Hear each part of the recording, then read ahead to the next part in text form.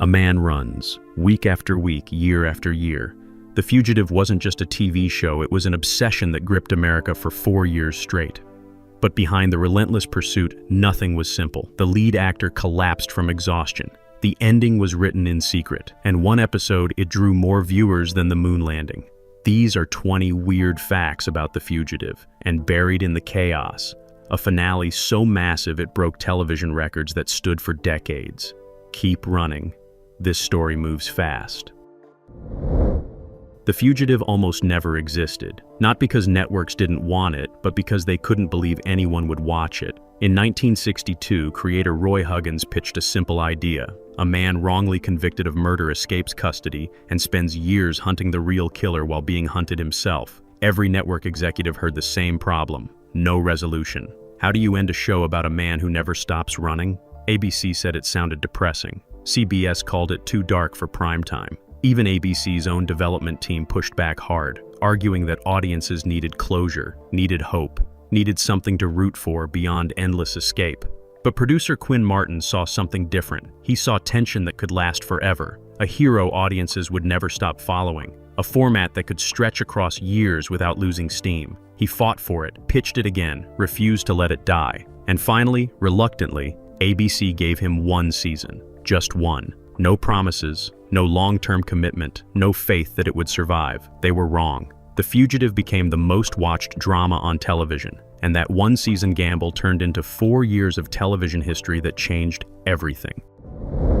David Jansen didn't audition for the role of Dr. Richard Kimble. He was handed it. And at first, he didn't want it. Jansen was a working actor, steady jobs, decent money, but nothing that made him a star. When Quinn Martin offered him the lead in The Fugitive, Jansen hesitated. 4 years of the same character, the same story, the same exhausting schedule. He worried it would trap him, typecast him, kill any chance of a film career. His agent pushed him to say yes. His wife begged him to take the security. But Jansen kept stalling, reading scripts, asking for changes, trying to find a reason to walk away. Then he met Roy Huggins, the creator, who told him something that shifted everything. This isn't just a role. This is a man carrying guilt, grief, and rage every single day. You won't be acting, you'll be surviving. That's what hooked him. Jansen said yes, signed the contract, and threw himself into the part with an intensity that bordered on dangerous. He didn't just play Richard Kimble, he became him. Obsessive, haunted, relentless. And that commitment, it nearly destroyed him. Because once the cameras started rolling, Jansen realized the truth. He wasn't trapped in the role was trapped in him. The show's structure was revolutionary, and it terrified the network. Every episode ended the same way. Richard Kimble almost gets caught, almost finds the one-armed man, almost clears his name, and then it all falls apart. He runs again. No closure, no resolution, just more chase. ABC executives panicked. They said audiences would tune out, that people needed wins, needed progress, needed something to feel good about. But Quinn Martin refused to budge. He understood something the network didn't. Tension without release is addictive. The audience wasn't watching to see Kimble win. They were watching to see him survive. And week after week, that formula worked. Viewers stayed glued to their screens, knowing Kimble wouldn't find peace, wouldn't catch the killer, wouldn't stop running. But they watched anyway, because the journey was the point, not the destination. It was a gamble that paid off in ways no one expected. The show didn't just succeed, it dominated. And the format, that endless cycle of near misses and escapes, it became a template for serialized television that's still used today. The network thought it was a flaw. Audiences knew it was genius. And Jansen, he carried that weight every single episode, knowing he'd never get a break, never get relief, never get to rest until the very last frame. David Jansen worked himself into the ground. Not metaphorically, literally. The Fugitive filmed on a brutal schedule. 12-hour days, 6 days a week, sometimes 7. Jansen was in nearly every scene of every episode, which meant he never left the set. He barely slept. He smoked 3 packs a day to stay awake. He drank coffee until his hands shook, then switched to something stronger just to cope. Friends said he looked haunted, not because of makeup or method acting, but because he was genuinely exhausted. His wife begged him to slow down. The producers told him to take a break, but Jansen refused. He said if Kimble never got rest, neither would he, and that philosophy nearly killed him. Halfway through season 2, Jansen collapsed on set, just dropped mid-scene, unconscious before he hit the ground. The crew rushed him to the hospital, convinced he'd had a heart attack. Turned out it was complete physical exhaustion, dehydration, and stress-induced collapse. Doctors told him to quit the show or die trying to finish it. Jansen took 2 days off, then came back. He didn't slow down.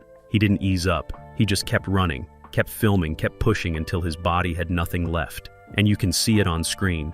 That exhaustion, that desperation, that look of a man barely holding on. It wasn't acting, it was survival. And it made Richard Kimble unforgettable. The one-armed man wasn't supposed to exist. In the original concept, Richard Kimble was chasing a ghost, a figure he saw for seconds in the dark, a man with no face, no identity, no physical presence, just a memory that haunted him. But when the show was being developed, network executives pushed back. They said audiences needed something concrete, something visual, something they could hate. So Roy Huggins created the one-armed man, not as a main character, but as a recurring shadow. A man glimpsed in train stations, bus depots, factory floors, always just out of reach, always just disappearing, and they needed an actor who could make that work. Someone unsettling, someone you'd remember even if you only saw him for 10 seconds. They cast Bill Reich, a real-life amputee who'd lost his arm in a shipyard accident. Reich wasn't an actor. He was a stuntman who'd worked in Hollywood for years, doubling for stars, doing dangerous work no one else would touch. But he had a face, hard, cold, unforgettable. And when the cameras caught him, even in silence, he radiated menace. The one-armed man appeared in less than 10 episodes across 4 seasons. But he became iconic. Audiences obsessed over him, debated his identity, screamed at their TVs when Kimble got close. Reich barely spoke, barely moved, but he turned a last-minute network note into one of television's most memorable villains. The show filmed all over Los Angeles, but it was never supposed to look like Los Angeles. Every episode took place in a different city. Kimble moved from town to town, state to state, always one step ahead of Lieutenant Gerard, always searching for the one-armed man. But the production couldn't afford to leave California, so the crew became masters of disguise. They'd shoot on the same street corner 3 times, change the angles, swap the signage, add different weather effects, and suddenly it's a new city. One week it's a truck stop in Nebraska. Next week it's a factory in Pennsylvania, then a hotel in Arizona, all filmed within a 5-mile radius of the studio. The art department worked miracles. They built fake storefronts, hung regional license plates, dressed background actors in period-appropriate clothing for different regions. And it worked. Audiences never questioned it. They believed Kimble was crossing the country because the illusion was that good. But the crew knew the truth. They were running the same locations into the ground, praying no one would notice. And somehow, across 120 episodes, they pulled it off. The Fugitive looked like a show that traveled everywhere. In reality, it never left home. It was smoke, mirrors, and the desperate creativity of a team making magic out of nothing. Barry Morse, who played Lieutenant Philip Gerard, was the second lead. The relentless pursuer, the man who refused to quit chasing Kimble no matter what the evidence said. And Morse hated him. Not Gerard the character, but the way the network wanted him played. From day one, executives pushed for Gerard to be a villain. Cold, cruel, obsessed beyond reason. They wanted audiences to despise him, to see him as the enemy. But Morse refused. He told Quinn Martin that Gerard wasn't evil. He was a man doing his job, following the law, convinced beyond doubt that Kimble was guilty. In Gerard's mind, he wasn't the villain. He was the hero. And Morse played him that way, with dignity, with conviction, with a moral certainty that made him terrifying, not because he was wrong, but because he believed so deeply he was right. The network fought him on it. They wanted Gerard meaner, nastier, more openly antagonistic. Morse wouldn't budge. He played Gerard as a tragic figure, a man trapped by his own integrity, unable to see the truth because his entire worldview depended on Kimble's guilt. And that choice transformed the show, because suddenly it wasn't just a chase, it was a tragedy. 2 men, both convinced they were right, destroying each other in slow motion. Morse turned what could have been a cartoon villain into one of television's most complex characters, and he did it by refusing to play the part the way they asked. The show had no writer's room, not in the traditional sense. Every script was assigned to a different freelance writer, approved by Roy Huggins, then rewritten at the last second. It was chaos. Some episodes started shooting without finished scripts. Scenes were written the night before filming. Dialogue was changed on set while actors waited in costume. David Jansen kept a notebook where he tracked inconsistencies, continuity errors, plot holes that no one else seemed to notice. He'd bring them to the producers, point out problems, suggest fixes. Sometimes they listened. Sometimes they told him to just say the lines. The lack of structure meant the show was wildly inconsistent. Some episodes were brilliant, tightly plotted, emotionally devastating. Others felt rushed, incoherent, like they'd been thrown together in a panic. And they had been. Because The Fugitive was always behind schedule, always scrambling, always one bad day away from disaster. But somehow that chaos gave the show an edge. A raw, unpredictable energy that kept audiences hooked. You never knew what you were going to get. One week, a masterpiece. Next week, a mess. But you kept watching because even the messy episodes had moments of brilliance. And Jansen, he held it all together. No matter how bad the script, how confusing the plot, how rushed the production, he made it work. He was the glue that kept the entire operation from falling apart. The show was supposed to end after 3 seasons. ABC wanted to cancel it, not because ratings were bad, but because they didn't know how to end it. The network kept asking Roy Huggins and Quinn Martin, when does Kimble catch the one-armed man? When does he clear his name? When does this end? And the producers kept saying, we don't know yet. That terrified the executives. They didn't want a show that ran forever with no resolution. They wanted closure, a finale, something definitive. So they planned to pull the plug after season 3. But then something unexpected happened. The ratings went up, not slightly, dramatically. The Fugitive became the most watched show on television, pulling numbers that made advertisers salivate. ABC couldn't cancel it, they needed it. But they also needed an end date, so they made a deal, 1 more season, 30 more episodes. And then it ends, for real. No extensions, no revivals, no last-minute saves. The producers agreed, and for the first time in the show's history, they knew exactly how many episodes they had left. They could plan an ending, build to it, make it count, but they kept it secret. No one, not even the cast, knew how it would end until the final scripts were delivered. And when David Jansen read the last page, he reportedly sat in his trailer and cried, not because it was sad, because it was finally over, and he could stop running. The finale wasn't just an ending, it was a cultural event. On August 29, 1967, 78 million people tuned in to watch The Judgment. Part 2 of the 2-part finale where Richard Kimble finally confronted the one-armed man, cleared his name, and stopped running. At the time, it was the most watched television episode in history. More people watched the Fugitive finale than watched the first moon landing 2 years later. Streets emptied. Bars went silent. Families gathered around tiny black and white screens, holding their breath, waiting to see if Kimble would survive. And when it ended, when Gerard finally believed him, when the one-armed man fell to his death and Kimble walked free, the country erupted. People cried, screamed, called friends, celebrated in the streets. It wasn't just a TV show ending. It was a 4-year journey reaching its destination. David Jansen later said he didn't remember filming the final scene. He was so exhausted, so emotionally drained, that it felt like a dream. But the audience remembered. They remembered every second. Because The Fugitive didn't just entertain them, it consumed them. And when it ended, it left a hole that television spent decades trying to fill. During filming, David Jansen received death threats, real ones, angry letters, phone calls to the studio, even people showing up at his house. But they weren't threatening to kill him. They were threatening to kill him if Richard Kimble didn't survive the finale. Fans had become so invested in the character that they couldn't separate actor from role. They genuinely believed Jansen had control over the ending, that he could save Kimble or let him die. Some letters were desperate pleas. Others were violent warnings. One woman wrote that if Kimble was executed, she'd find Jansen and make him pay. The studio hired security. They stopped releasing Jansen's schedule. They warned him not to engage with fans on the street. And Jansen, he took it seriously because he understood.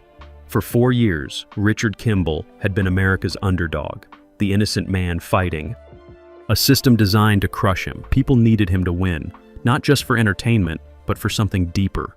They needed proof that justice could prevail, that innocence mattered, that running long enough meant you'd eventually find freedom. Jansen carried that weight like everything else. He knew the ending before anyone, sworn to secrecy, unable to tell even his closest friends. And every day leading up to the finale, he wondered if he'd made the right choice saying yes to this role. because when it ended, when Kimble finally stopped running, Jansen knew a part of him would stop too. The show created a real-world problem that law enforcement hadn't anticipated. After The Fugitive became a hit, police departments across America reported a spike in suspects fleeing custody.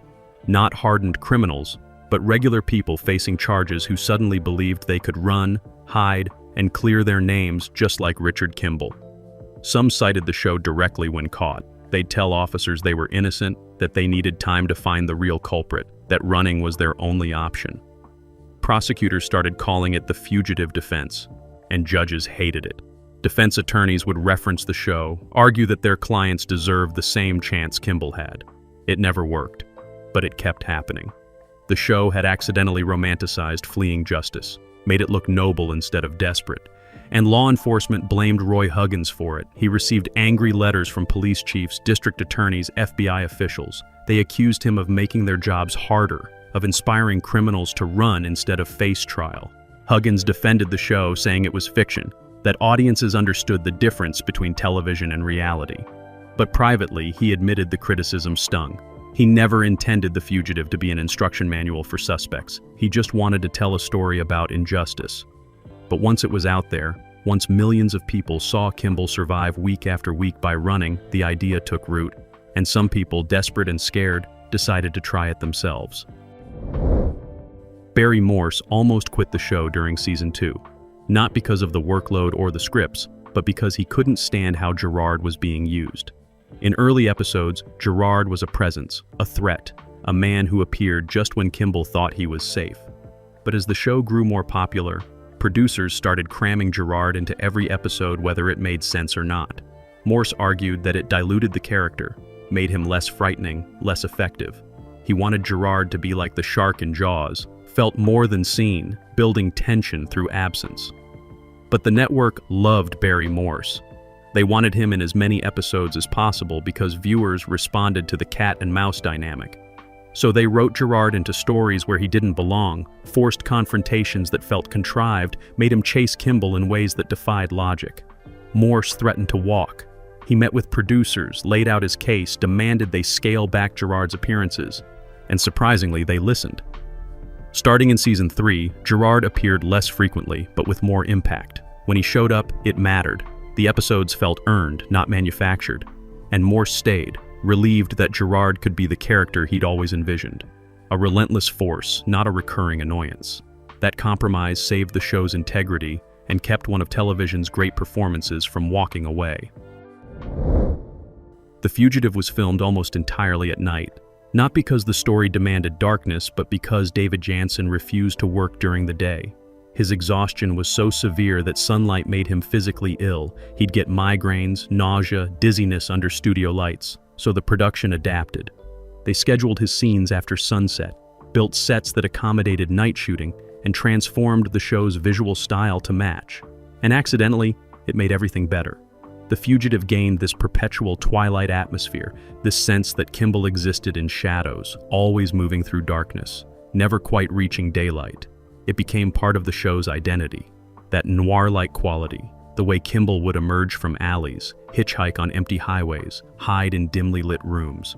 It all came from Jansen's inability to handle day shoots. Cinematographers learned to love it. They could play with contrast, use shadows to hide budget limitations, create mood through lighting alone. Critics praised the show's visual sophistication, calling it cinematic in ways most television wasn't. But the crew knew the truth.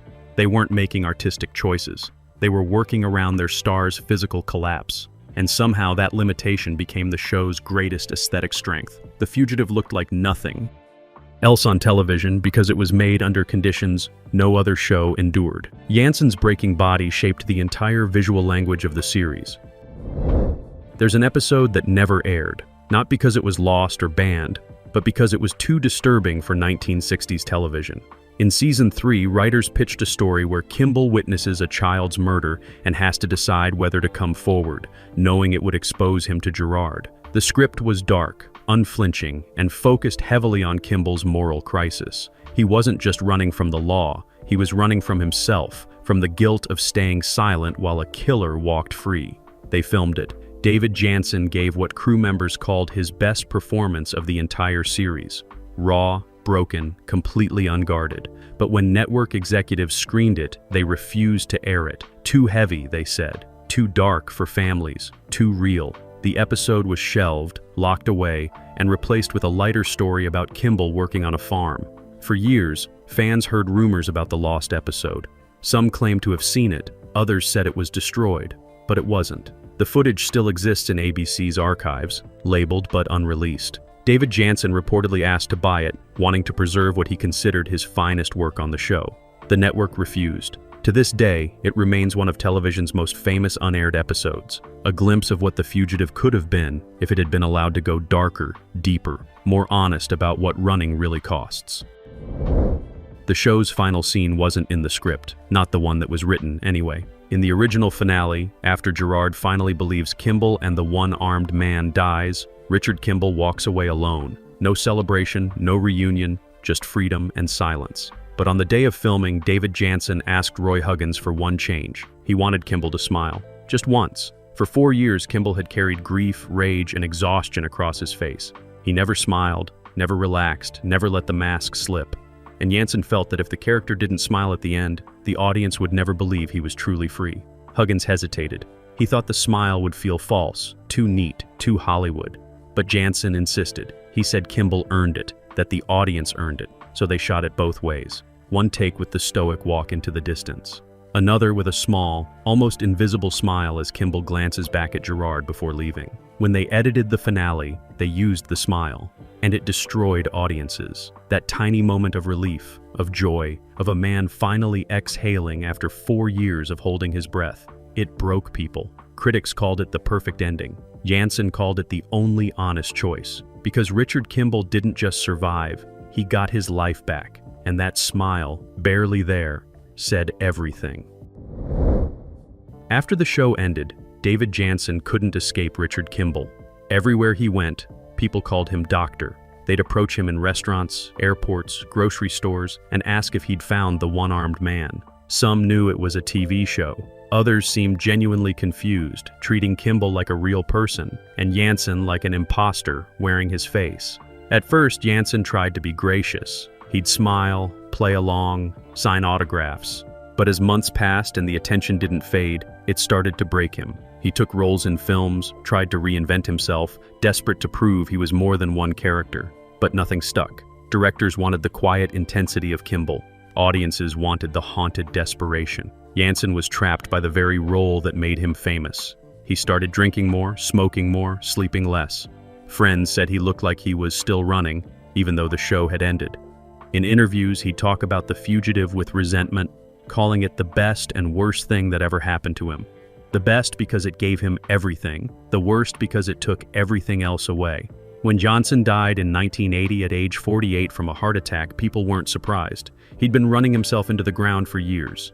And in a cruel twist, his obituaries all led with the same line. David Jansen, star of The Fugitive, dies at 48. Even in death, he couldn't stop being Richard Kimble. The show inspired real-life manhunts to change their tactics. After watching how Richard Kimble evaded capture week after week, FBI profilers started analyzing the show to understand fugitive psychology. They noticed patterns. Kimble never stayed in one place long. He avoided using his real name. He took jobs that paid cash. He never contacted old friends or family. He blended in by being unremarkable. These weren't just plot devices. They were actual strategies that real fugitives could and did use. So law enforcement adapted. They started monitoring short-term employment in small towns. They tracked cash-based businesses. They profiled drifters more carefully. The Fugitive accidentally became a training tool studied by both sides of the law. And Roy Huggins heard about it. He was simultaneously proud and disturbed. Proud that the show was realistic enough to be useful. Disturbed that it might be helping criminals evade capture. When asked about it, he said the show never intended to be a how-to guide for fugitives. But he admitted they'd done their research, consulted with investigators, made sure Kimble's survival tactics felt authentic. And that authenticity had consequences. The line between fiction and reality had blurred in ways he never anticipated. Decades later, when America's Most Wanted premiered, host John Walsh cited The Fugitive as inspiration. The format, the urgency, the idea of television helping to catch criminals. It all traced back to a show about a man running from injustice. There was almost a different ending, one that would have destroyed everything. During season 4, network executives proposed a shocking twist. What if Richard Kimble was actually guilty? What if the one-armed man didn't exist, and Kimble was a delusional murderer who'd convinced himself of his own innocence? They pitched it to Roy Huggins as a bold, unexpected finale that would make television history. Huggins was horrified. He told them it would betray 4 years of storytelling, destroy audience trust, and turn the entire show into a lie. But the executives kept pushing. They said it would be controversial, talked about, unforgettable. Huggins threatened to quit. He said if they changed the ending, he'd remove his name from the credits and denounce the finale publicly. Quinn Martin backed him up. So did David Jansen, who called the twist idea insulting to everyone who'd invested in Kimble's innocence. The network backed down, but the damage was done. For the remaining episodes, there was tension on set. Trust had been broken. The creative team knew that executives had been willing to sacrifice the show's soul for shock value. And they never forgot it. Huggins later said that proposal taught him an important lesson. Networks don't care about stories. They care about ratings. And sometimes, the greatest act of creativity is fighting to protect what you've built from the people who claim to want it to succeed. The Fugitive's final episode was so successful that it changed television forever. After The Judgment pulled 78 million viewers, every network realized something crucial. Audiences would show up for endings. Not just any endings, but predetermined finales promoted in advance, built up over months, presented as cultural events. Before The Fugitive, TV shows just ended. They got canceled, faded away, or limped off the air without fanfare. But The Fugitive proved that a planned conclusion could be bigger than any premiere, any sweeps week, any special event. It created the blueprint for every finale that followed. MASH, Cheers, Seinfeld, The Sopranos, Breaking Bad, they all owed something to The Fugitive's ending. The idea that a story with a beginning, middle, and end could be more powerful than one that ran indefinitely. Roy Huggins received letters for years from producers thanking him for proving networks wrong. And David Jansen, despite his complicated relationship with the show, admitted one thing: the finale vindicated everything. The exhaustion, the threats, the years of running. Because they stuck the landing. They ended it right. And that ending gave the entire journey meaning. In television, endings matter. And The Fugitive taught everyone that lesson first. After the finale aired, something strange happened at the Los Angeles County Courthouse. The location where they'd filmed Richard Kimble's trial scenes, the building that represented his wrongful conviction, became a pilgrimage site. Fans showed up to take photos, to stand where Kimble stood, to touch the steps he climbed before his life fell apart. Court officials were baffled. They'd dealt with curious tourists before, but this was different. People were emotional. They'd bring flowers, leave notes. Some even prayed. It lasted for weeks until security finally had to limit access because it was disrupting actual court proceedings. David Jansen heard about it and reportedly laughed, then cried. He said Americans didn't just watch The Fugitive. They lived it. They believed in it. And even after it ended, they couldn't let go. That courthouse became a monument to something bigger than a TV show. It became a symbol of everyone who'd ever felt wrongly accused, misunderstood, or crushed by a system they couldn't escape. The Fugitive wasn't just entertainment, it was catharsis. And that courthouse, those steps, that building, it was where the dream of justice began. Even if it took 4 years of running to finally reach it.